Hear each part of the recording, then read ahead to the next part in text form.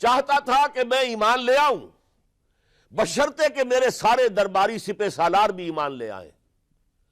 جیسے کہ سن 300 میں پوری رومن امپائر نے عیسائیت اختیار کی تھی، اس سے پہلے وہ بت پرست تھے۔ 300 میں سلطنت روما کا جو ایمپرر تھا وہ ایمان لے آیا حضرت عیسیٰ پر۔ اس وقت تک ظاہر بات ہے اسلام حضرت عیسیٰ کا دین تھا، حضور تو ابھی آئے نہیں، حضور کے آنے میں تو ابھی 300 برس سے باقی ہیں۔ وہ عیسائی ہو گیا، پوری مملکت عیسائی ہو گئی، تو وہ نظام جو تھا حکومت کا برقرار رہا، انٹیکٹ رہا۔ ہرقل یہ چاہتا تھا کہ اسی طرح میری پوری سلطنت ایمان لے آئے تو میری حکومت برقرار رہے، لیکن یہ کہ اس کے جو درباری تھے اور اس کے بڑے بڑے جو سپہ سالار اور جرنیل تھے انہوں نے ریجیکٹ کر دیا، اور یہ بادشاہت کی بیڑی اس کے پاؤں میں پڑی رہ گئی۔ ایمان تو نہیں لایا لیکن پہچان گیا تھا حضور کو صلی اللہ علیہ وسلم۔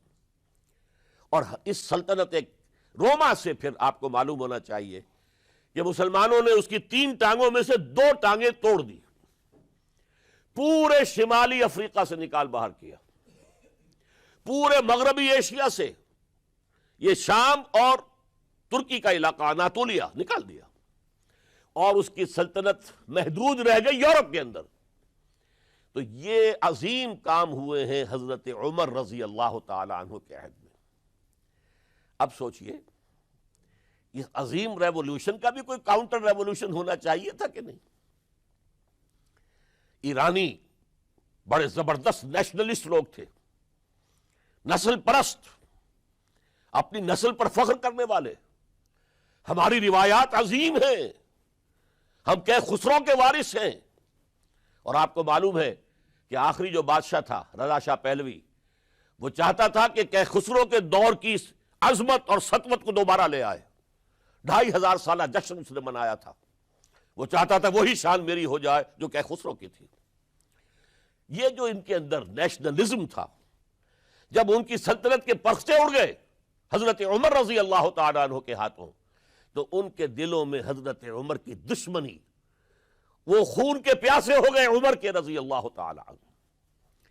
میں یہاں آپ کو ذرا ایک حوالہ دے دوں، فردوسی نے جو شاہ نامہ لکھا، حالانکہ وہ مسلمان تھے لیکن چونکہ پرانے ایرانی ذہن کی عکاسی کر رہے تھے، تو انہوں نے جب کہ عرب فوجیں آئی ہیں تو اس نے ایران کا جو اپنے اوپر فخر تھا اس کی ترجمانی کرتے ہوئے لکھا ہے، زشیر شتر خوردن و سوسمار عرب را بجائیست آیت قرار کہ تخت کیارا کنند آرزو تفو برتو ہے چرخ کرداں تفو۔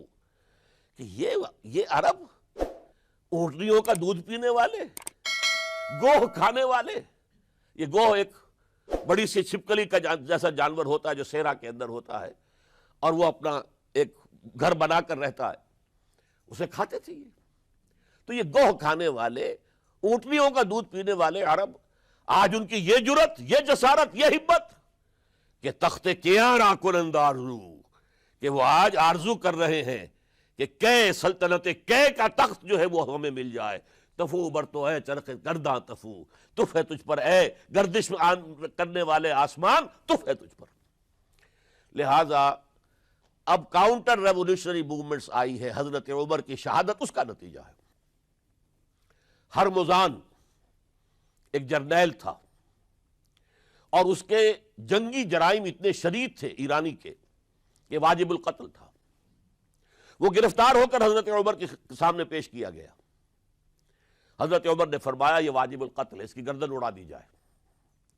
اس کی چالاکی دیکھیے، اس نے کہا امیر المومنین، اے مسلمانوں کے امیر عمر رضی اللہ تعالی عنہ، مجھے ذرا پانی پلوا دیجیے۔ حضرت عمر نے فرمایا پانی لا دو۔ ایک کٹورے میں پانی دے دیا گیا، پھر کہا دیکھیے امیر المومنین، مجھے ضمانت دیجیے کہ جب تک میں یہ پانی پی نہ لوں مجھے قتل نہیں کریں گے۔ فرمایا ہاں ہاں تم پانی پی لو، جب تک یہ پانی تم نہیں پیو گے ہم قتل نہیں کریں گے۔ اس نے وہ کٹورا پھینک دیا۔ نہ اب میں یہ پانی پی سکتا ہوں، نہ آپ مجھے قتل کر سکتے ہیں، کیونکہ آپ کا ہے یہ کہ جب تک میں یہ پانی نہیں پیوں گا آپ مجھے قتل نہیں کریں گے۔ اس ہیلے سے جان بچا گیا۔ پھر اس شخص نے ابو لولو فیروز ایک غلام تھا، اسے اس کام کے لیے تیار کیا۔ حضرت مغیرہ ابن شعبہ کا غلام تھا وہ، اور حضرت مغیرہ نے اس سے روزانہ کی ایک اجرت کہ تم کام کرو، مجھے صرف 7 آنے روزانہ دے دیا کرو۔ اس نے آ کر حضرت عمر سے کہا کہ میرا جو آقا ہے مغیرہ ابن شعبہ، یہ مجھ سے بہت زیادہ طلب کرتا ہے۔ حضرت عمر نے پوچھا کیا دیتے ہو؟ 7 آنے۔ تم کرتے کیا ہو؟ کہ میں نجار بھی ہوں، میں لوہار بھی ہوں، میں یہ کام کرتا ہوں۔ فرمایا اتنے پیشوں کا جاننے والا اس کے لیے یہ روزانہ کا ٹیکس یہ زیادہ نہیں ہے، یہ تمہیں دینا چاہیے۔ اس نے کہا میں چکیاں بھی بناتا ہوں۔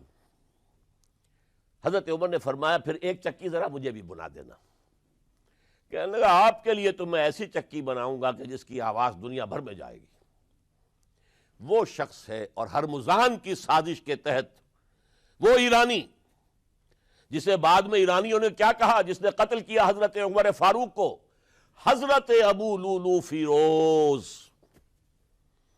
آج بھی ایران میں اس کی قبر کی تصویریں بکتی ہیں بازار کے اندر، حضرت ابو لولو فیروز۔ وہ آیا ہے مسجد نبوی میں، اور آ کر اس نے جبکہ حضرت عمر رضی اللہ تعالیٰ عنہ امامت فرما رہے حملہ کیا، 5-6 وار خنجر کے کیے۔ حضرت عمر رضی اللہ تعالیٰ شدید مجروح ہو گئے۔ یہ انتقام تھا جو عجم نے، وہ سلطنت کے جس کے ٹکڑے ختم ہو گئے تھے، جس کا ٹکڑے کر دیے گئے تھے، اس نے انتقام لیا عالم اسلام سے۔ سمجھا انہوں نے یہ تھا کہ شاید یہ پوری عمارت اسی ایک ستون پر کھڑی ہے، حضرت عمر ہی کے ستون پر کھڑی ہے، اس ستون کو گرا دو گے پوری عمارت گر جائے گی۔ لیکن ثابت ہوا نہیں، یہ محمد کی بنائی ہوئی عمارت ہے صلی اللہ علیہ وسلم۔ یہ بہت قوی ہے، اس کی بنیادیں بہت مضبوط ہیں، کوئی ذرا سی تریڑ بھی نہیں آئی، ذرا سی تریڑ بھی نہیں آئی۔ حضرت عمر فاروق کی شہادت کے بعد حضرت عثمان رضی اللہ تعالیٰ عنہ کا دور خلافت شروع ہوا، اور جوں کا توں جو قافلہ چل رہا تھا آگے چلتا چلا گیا۔ حضرت عثمان رضی اللہ تعالیٰ عنہ کے بارے میں بہت قیل و قال ہے، ان پر تنقیدیں بھی کی، اپنوں نے بھی کی ہیں، دشمنوں نے بھی کی ہیں۔ لیکن بات جان لیجئے، یہ تاثر غلط ہے کہ ان کے پورے دور خلافت کے اندر فتنہ رہا یا ہنگامہ رہا، قتل غلط۔ 10 برس خلفائے راشدین میں طویل ترین دور خلافت حضرت عثمان کا ہے رضی اللہ تعالیٰ عنہ، 12 برس۔ حضرت ابو بکر کے تو 2.25 برس تھے، حضرت عمر کے 10 برس تھے، ان کا 12 برس، اور 12 میں سے 10 سال ایسے تھے بعین ہی جیسے حضرت عمر کے 10 سال تھے۔ امن و امان ہے، سکون ہے، چین ہے، اور قافلہ اسلام بڑھ رہا ہے، فتوحات کا دائرہ بڑھتا چلا جا رہا ہے، فتوحات سیلاب کے مانند آگے بڑھ رہی ہیں۔ تھمتا نہ تھا کسی سے سیل رواں ہمارا یہ سیل رواں کوئی روکنے والی کوئی طاقت دنیا میں رہی نہیں تھی۔ کسرا ختم، سلطنت ایران ختم، اور دوسری سپر پاور سلطنت روما، اس کی 3 میں سے 2 ٹانگیں توڑ دی گئی، 1 رہ گئی۔ اب کون تھا؟ خارج میں کوئی طاقت نہیں تھی جو اسلام کے اس سیلاب کو اور پوری نوع انسانی پر اتمام حجت اور اللہ کے دین کو پہنچانے کے راستے میں رکاوٹ بن سکتی ہے۔ اب ایک فتنہ اٹھا، دیکھیے حضور کی کنفنٹریشن 3 مذاہب سے ہوئی تھی۔ ایک مذہب مشرکین کا، شرک کا قلع کما کر دیا گیا جزیرہ نما عرب سے، ختم ہو گئے۔ انہوں نے کاؤنٹر ریولوشنری موومنٹس اٹھائیں حضرت ابو بکر کے زمانے میں، ان کو کرش کر دیا حضرت ابو بکر صدیق رضی اللہ تعالیٰ عنہ، چاہے ہزاروں صحابہ شہید ہوئے۔ اس کے بعد دوسری طاقت کون تھی؟ مذہبی یہودی۔ یہود کے 3 قبیلے مدینے میں آباد تھے، بنو قینقاع، بنو قریظہ، بنو نذیر۔ 2 کو مدینے سے نکال دیا گیا ان کی بدعہدی کی وجہ سے، حالانکہ حضور نے مدینہ تشریف لاتے ہی ان سے معاہدے کر لیے تھے۔ ان کا میثاق مدینہ یہ در حقیقت ایک پیکٹ تھا، جوائنٹ ڈیفنس آف مدینہ کا۔ مدینہ پر اگر کوئی حملہ کرے گا، اور ظاہر بات ہے کہ ایک امکان تھا کہ مکے والے آ کر حملہ کریں، مشرکین مکہ، لیکن مدینہ کا ہم تحفظ کریں گے مل کر، مسلمان اور یہودی، لیکن انہوں نے ہر موقع پر وعدہ خلافی کی۔ پہلے بنو قینقاع نکالے گئے، پھر بنو نذیر نکالے گئے، غزوہ احزاب کے موقع پر بدترین جو ہے بدعہدی بنو قریظہ نے کی اور ان کو بڑی سخت سزا دی گئی، چونکہ انہوں نے خود کہا تھا کہ ہمارا فیصلہ سعد ابن معاذ رضی اللہ تعالی عنہ جو فیصلہ کر دیں گے وہ ہمارے حلیف ہے، جو فیصلہ کر دیں گے ہمیں قبول ہوگا۔ اور حضرت سعد نے تورات کے حکم کے مطابق فیصلہ کیا کہ ان کے جتنے جوان ہیں وہ قتل کر دیے جائیں گے۔ بڑی سخت سزا تھی کہ جو دی گئی ہے، اس میں کوئی شک نہیں۔ پھر ان کا اڈا تھا بہت بڑا خیبر میں، وہ نکال دیا گیا، وہاں سے انہیں نکالا گیا، اس کے اوپر مسلمانوں نے قبضہ کیا۔ جیسا کہ میں نے عرض کیا، عیسائیوں سے کوئی کنفرنٹیشن نہیں ہوئی تھی، لیکن ان دو کے ساتھ ایک مشرکین عرب کا خاتمہ ہوا اور ایک جزیرہ نما عرب سے یہودیوں کا خاتمہ ہوا۔ لہذا ان کے اندر جلن تھی، انتقام کی آگ تھی۔ سب سے بڑا تو حسد تھا کہ 2000 سال سے نبوت اور رسالت ہمارے پاس تھی، موسیٰ سے لے کر عیسیٰ تک علیہم الصلاۃ والسلام، 1400 برس ہماری تاریخ کے وہ ہیں کہ کوئی ایک لمحہ بھی نہیں تھا کہ کوئی نبی موجود نہ ہو۔ نوٹ کیجئے اس بات کو۔ حضرت موسیٰ 1400 قبل مسیح میں اور حضرت عیسیٰ سن عیسوی کا آغاز، ان 1400 سالوں میں مسلسل نبوت بنی اسرائیل میں رہی۔ یہ حدیث ہے بخاری شریف کی، کانت بنو اسرائیل تسوسہم الانبیاء، بنی اسرائیل کی حکومت، ریاست، سیاست کا کام انبیاء کرتے تھے۔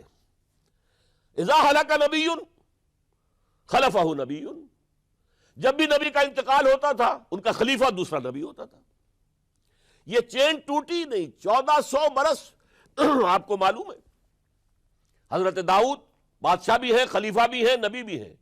ان کے بیٹے حضرت سلیمان بادشاہ بھی ہے، نبی بھی ہے، خلیفہ بھی ہے۔ اسی طریقے سے یہ سلسلہ چلتا رہا۔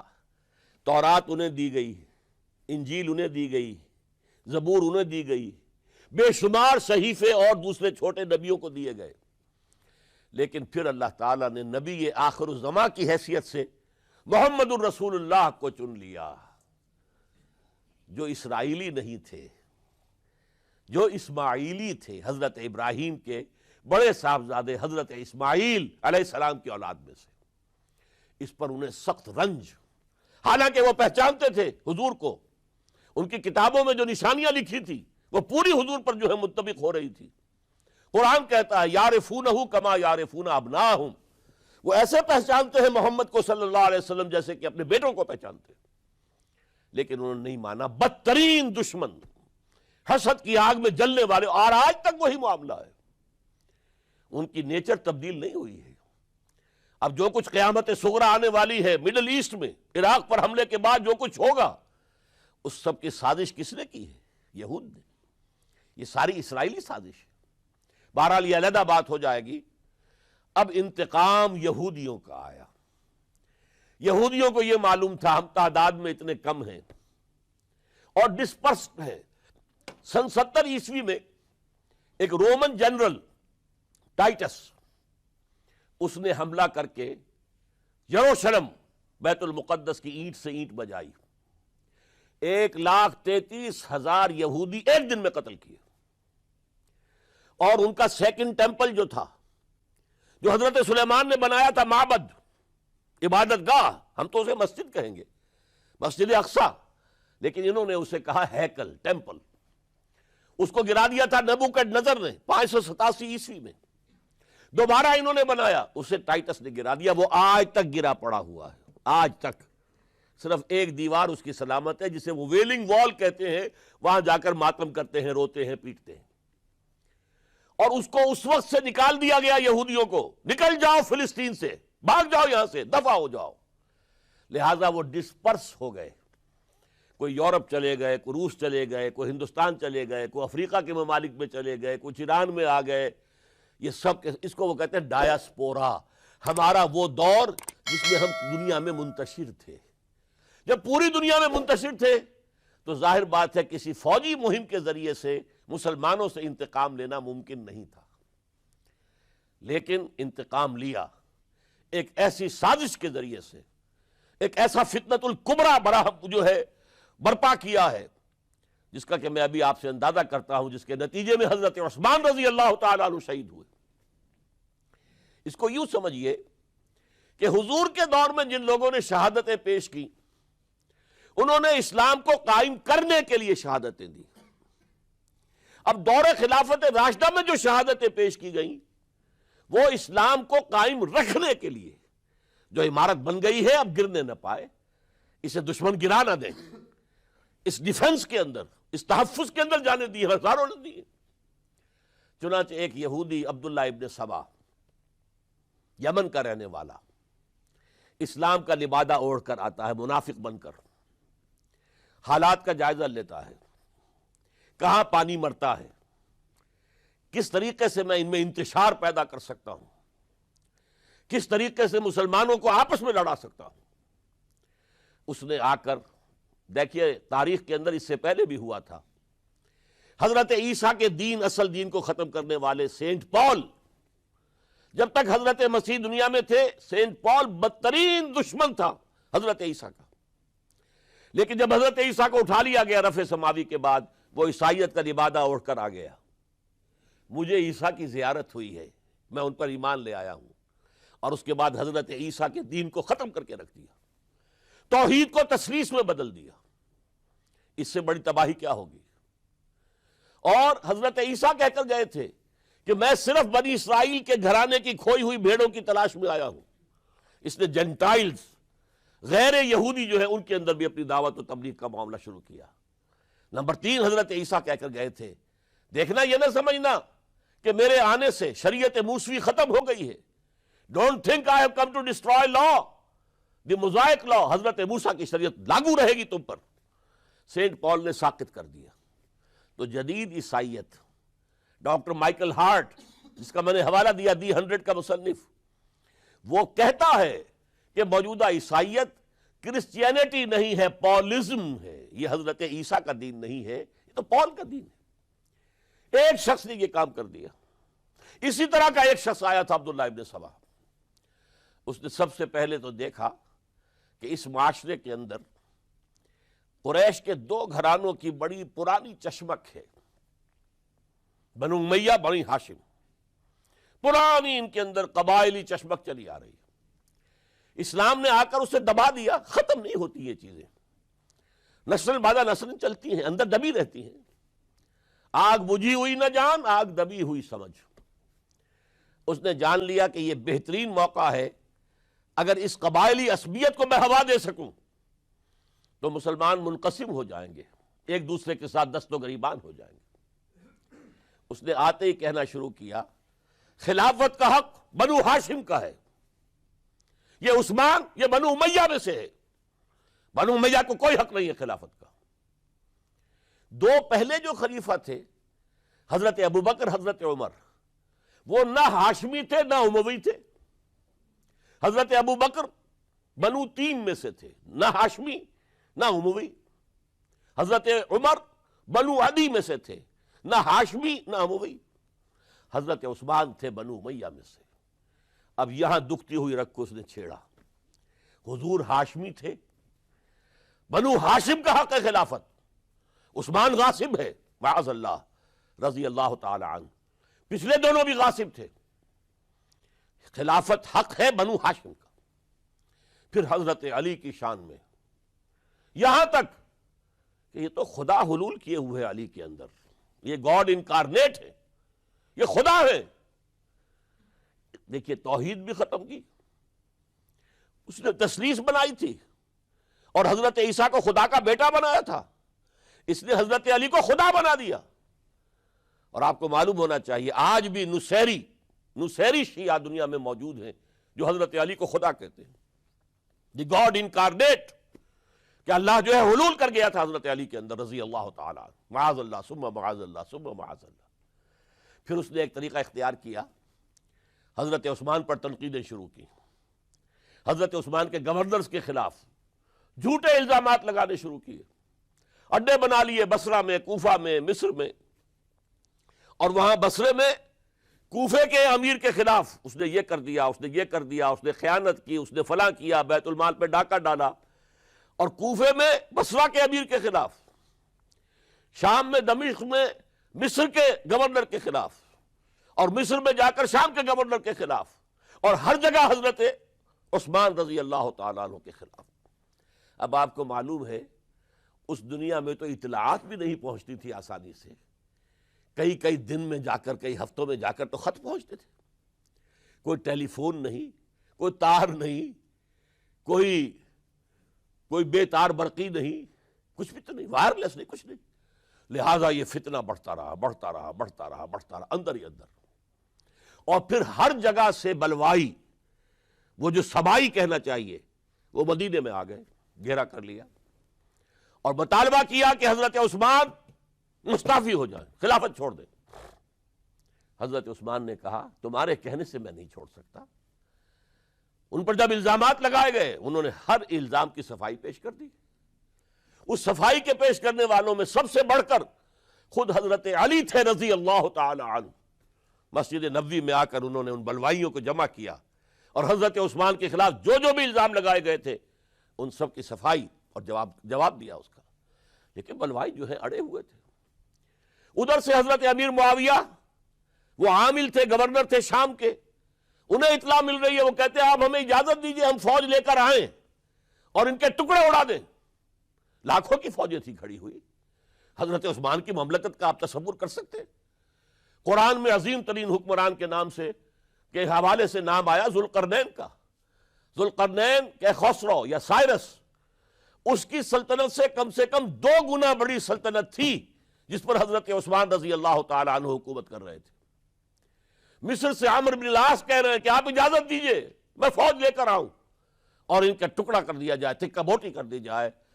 حضرت عثمان کا فیصلہ تھا یہ مجھے قتل کر دیں تو قصاص لے لینا، لیکن میں اپنی جان کے تحفظ کے لیے کسی کلمہ گو کا خون بہانے کو تیار نہیں. حضرت طلحہ، حضرت زبیر، حضرت علی کہہ رہے ہیں آپ اجازت دیجئے کہ ہم ان کے خلاف جنگ کریں. مدینے میں بیٹھے ہوئے فرماتے نہیں، ان کے خلاف جنگ کی اجازت میں نہیں دے سکتا. یہ میری ذاتی، مجھ پر تنقیدیں کر رہے ہیں، ذاتی دشمنی ہے. میں اپنی ذات کے تحفظ کے لیے کسی کلمہ گو کا خون جو ہے نہیں بہاؤں گا. لاکھوں کی فوجیں موجود تھیں لیکن حضرت عثمان نے یہ طے کیا میں اپنی جان کے تحفظ کے لیے میں نہیں ہاتھ اٹھاؤں گا، میں کسی اور کو اجازت نہیں دوں گا کہ ان کے خلاف جنگ کرے. ہاں یہ میرے دشمن ہے، میری جان لے لیں، جب جان لے لیں گے تو قصاص لے لینا. یہ معاملہ ہوا ہے. اور پھر نہایت ہی بے رحمی کے ساتھ، نہایت بے رحمی کے ساتھ، نہایت بے رحمی کے ساتھ. اور نوٹ کیجئے حضرت علی کے دونوں صاحبزادے حضرت حسن، حضرت حسین رضی اللہ تعالی عنہم اجمعین، وہ حضرت عثمان کے دروازے پر پہرا دے رہے ہیں کہ کوئی بلوائی، کوئی حضرت عثمان کو قتل کرنے کے ارادے سے گھر میں داخل نہ ہو سکے.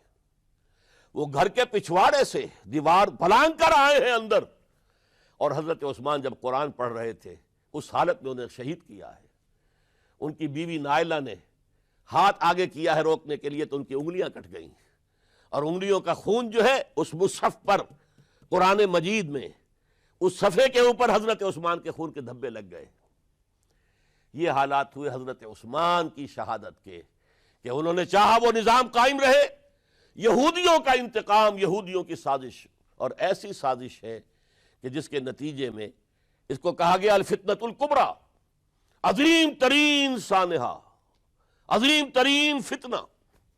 اور اس کے بعد جو خانہ جنگی ہوئی ہے، حضرت علی رضی اللہ تعالی عنہ اس کے بعد خلافت قبول کرنے کو تیار نہیں تھے، حضرت طلحہ قبول کرنے کو تیار نہیں تھے، کوئی بھی تیار نہیں. کیوں؟ یہ بلوائی ہے اس وقت یہاں پر. یہ کہہ رہے ہیں کہ تم خلیفہ بن جاؤ، تو جو بھی اس وقت خلیفہ بنے گا وہ ان کے ہاتھ میں کٹ پتلی بن جائے گا. بالآخر حضرت علی نے، ظاہر بات ہے کہ امت کو بغیر امام کے تو نہیں چھوڑا جا سکتا، بغیر امیر کے نہیں ہوگا تو شیرازہ منتشر ہو جائے گا. اب جو ہونا تھا ہو گیا، حضرت عثمان شہید ہو گئے رضی اللہ تعالی عنہ، لیکن بہرحال اب امت کا نظم تو قائم رکھنا ہے نا. حضرت علی نے بیعت قبول کر لی رضی اللہ تعالی عنہ، لیکن حضرت امیر معاویہ عمرو بن العاص ان دونوں نے کہا کہ حضرت علی اگر حضرت عثمان کے خون کا قصاص لے لیں، قاتلان عثمان کو اگر قتل کریں تو ہم بیعت کریں گے، ہم مدعی خلافت نہیں ہے، خلافت علی کی ٹھیک ہے رضی اللہ تعالی عنہ، لیکن سب سے پہلا مطالبہ ہمارا یہ ہے کہ حضرت عثمان کے خون کا قصاص لیا جائے۔ حضرت علی رضی اللہ تعالیٰ عنہ کے لیے بعض وجوہ سے ایسا کرنا ممکن نہیں ہوا۔ نتیجہ کیا نکلا؟ سب سے زیادہ اندوہناک اسلامی تاریخ کا یہ دور ہے۔ حضرت علی کے دور خلافت میں باہمی خانہ جنگی رہی مسلسل۔ جنگ جمل حضرت عائشہ صدیقہ کمانڈ کرتی ہوئی آئی ہیں، طلحہ اور زبیر ان کے ساتھ ہیں، اور اگرچہ حضرت علی رضی اللہ تعالیٰ عنہ کے ساتھ ان کی صلح ہو گئی، لیکن وہ جو بلوائی تھے، جو چاہتے نہیں تھے کہ امن ہو، وہ تو در حقیقت اسلام کے حصے بکھرے کرنے کے لیے آئے تھے، اسلام کی مملکت کو تباہ کرنے آئے تھے۔ انہوں نے فوری طور پر حملہ کر دیا حضرت عائشہ رضی اللہ تعالیٰ عنہ کے لشکر پر۔ اب ظاہر بات ہے کہ جنگ شروع ہو جائے تو پھر کون دیکھ سکتا ہے، آئیدر کل اور بی کلڈ، دو شکلیں دو ہی ہوتی ہیں۔ ایک رات میں 10,000 مسلمان شہید ہوئے، قتل ہوئے۔ الفتنۃ الکبریٰ، عشرہ مبشرہ میں سے حضرت طلحہ حضرت زبیر دونوں شہید ہو گئے۔ پھر اس کے بعد بھی بات تو ختم نہیں ہوئی۔ حضرت معاویہ رضی اللہ تعالی عنہ وہ فوج لے کر آئے۔ پھر جنگ صفین، جنگ صفین، جنگ صفین، 74,000 مسلمان ایک دوسرے کی تلواروں سے اور ایک دوسرے کے نوزوں سے ختم ہو گئے۔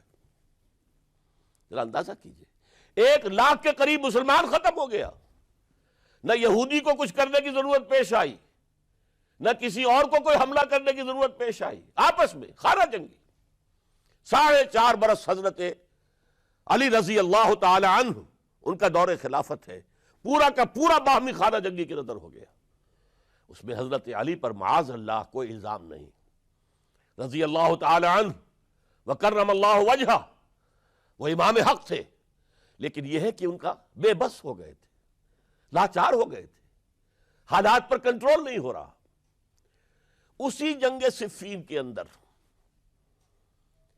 جب ایک تجویز پیش کی گئی کہ لڑنے بھڑنے کی بجائے حکم مان لو، جیسے قرآن مجید میں آیا ہے کہ میاں اور بیوی کے درمیان اختلاف ہو جائے تو فَبَعْثُوا حَكَمًا مِّنْ أَهْلِهِ وَحَكَمًا مِّنْ أَهْلِهَا، ایک حکم لڑکے والوں کی طرف سے، ایک حکم لڑکی والوں کی طرف سے مقرر کر لو، وہ آپس میں معاملہ طے کرائیں۔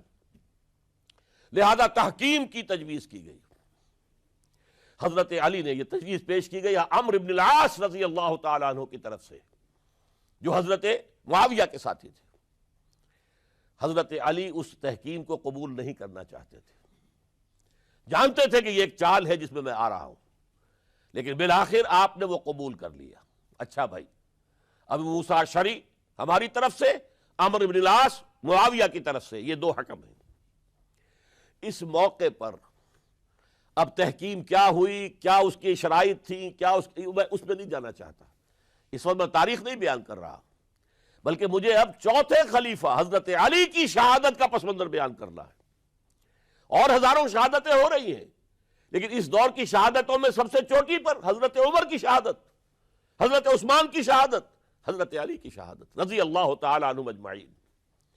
اس وقت حضرت علی کے جو حامی تھے، انہی میں سے ایک فرقہ علیحدہ ہو گیا کہ یہ تحکیم کفر ہے، ان الحکم الا للہ، حکم کا فیصلے کا اختیار اللہ کے سوا کسی کو نہیں ہے، لہذا یہ جو کیا ہے یہ غلط ہے۔ اور اس حد تک چلے گئے کہ جنہوں نے یہ تحکیم کو قبول کیا وہ کافر ہو گئے، علی بھی کافر، معاویہ بھی کافر، عمرو بن العاص بھی کافر، جنہوں نے مانا کافر۔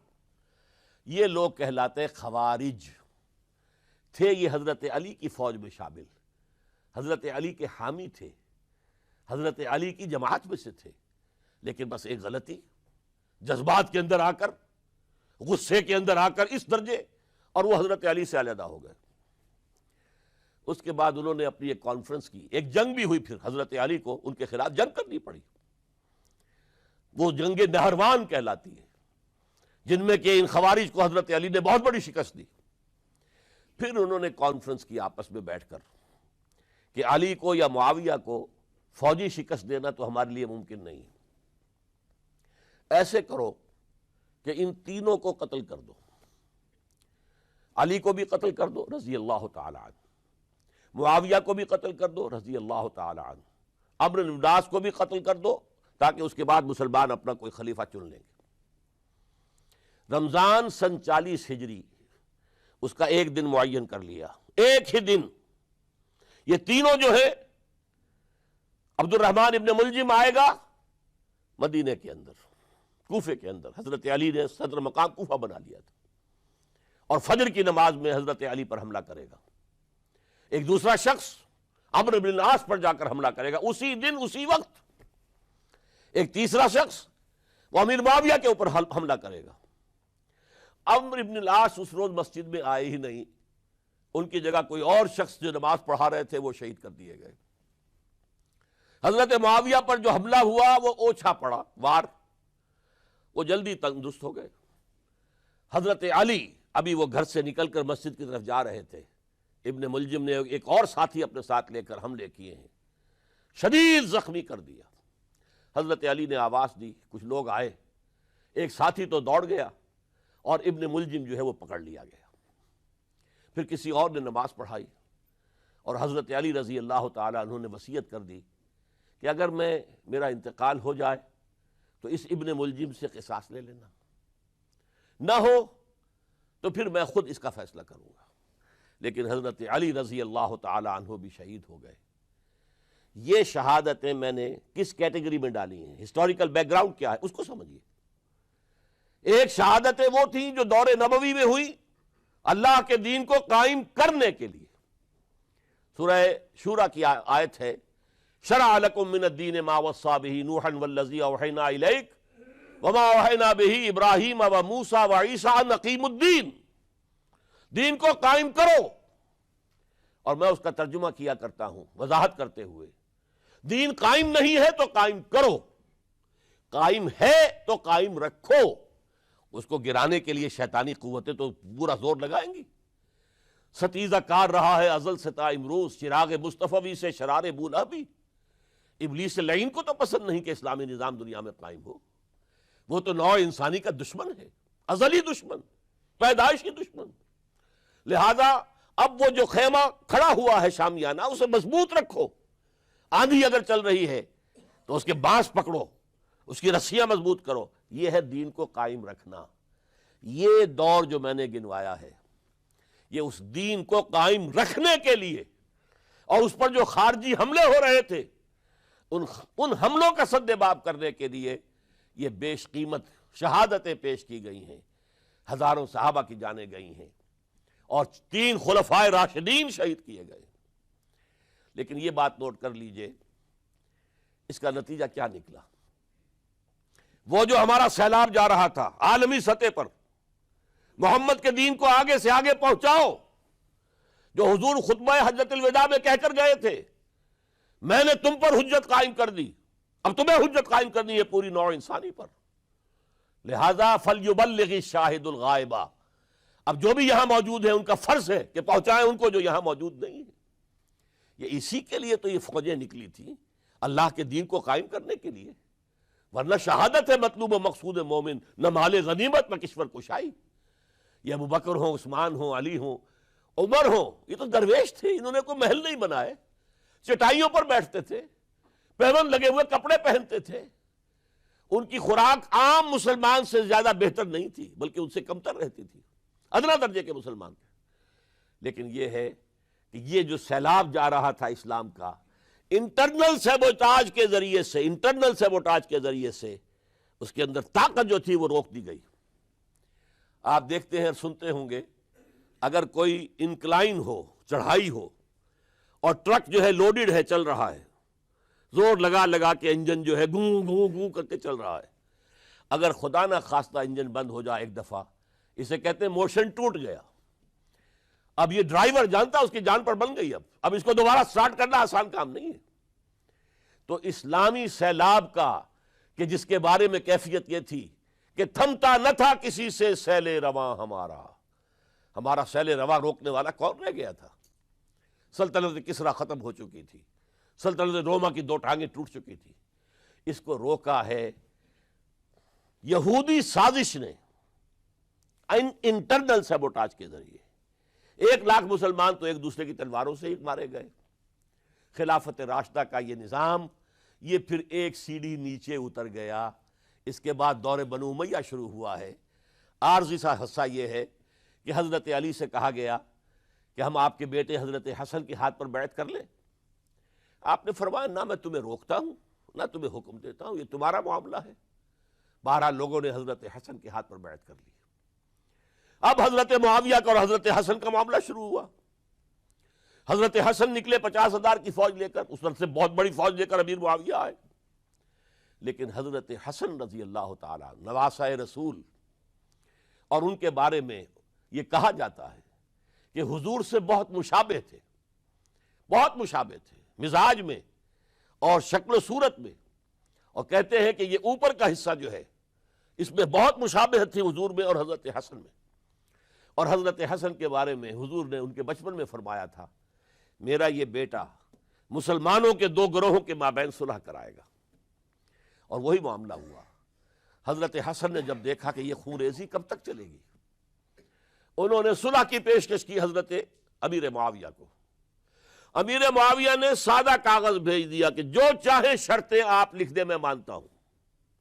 سادہ کاغذ جسے آپ کہیں گے بلینک چیک. حضرت حسن رضی اللہ تعالیٰ عنہ نے شرائط لکھ دی، حضرت امیر معاویہ نے قبول کر لی. جنگ ختم ہو گئی. اب خلافت ہوئی حضرت معاویہ کی رضی اللہ تعالی عنہ. لیکن حضرت معاویہ اگرچہ جلیل القدر صحابی ہیں، نوٹ کر لیجئے، حضور کے برادر نسبتی ہیں، حضور کے سالے ہیں. ان کی ہمشیرہ ام حبیبہ رضی اللہ تعالی عنہ حضور کی زوجہ محترمہ ہیں. ابو سفیان کے یہ بیٹے ہیں، ابو سفیان کی وہ بیٹی ہیں. اور ان کے بارے میں حضور نے فرمایا اللہم اجعلہ ہادیا مہدیا. دعا کی اے اللہ اس معاویہ کو ہادی ہدایت دینے والا اور مہدی ہدایت یافتہ بنا دے. اس کے باوجود حضرت معاویہ کے دور حکومت یا دور خلافت کو خلافت راشدہ میں تسلیم نہیں کیا جاتا، اس لیے کہ انہیں مسلمانوں نے اپنی رائے سے نہیں چنا تھا. اپنے طاقت کے بل پر وہ حکومت جو ہے انہوں نے حاصل کی تھی. چاہے حضرت حسن نے دستبرداری کر کے دے دی، لیکن ظاہر بات ہے کہ یہ مسلمانوں کے مشورے سے نہیں ہوا تھا. لہذا ان کا دور خلافت راشدہ میں شامل نہیں ہے.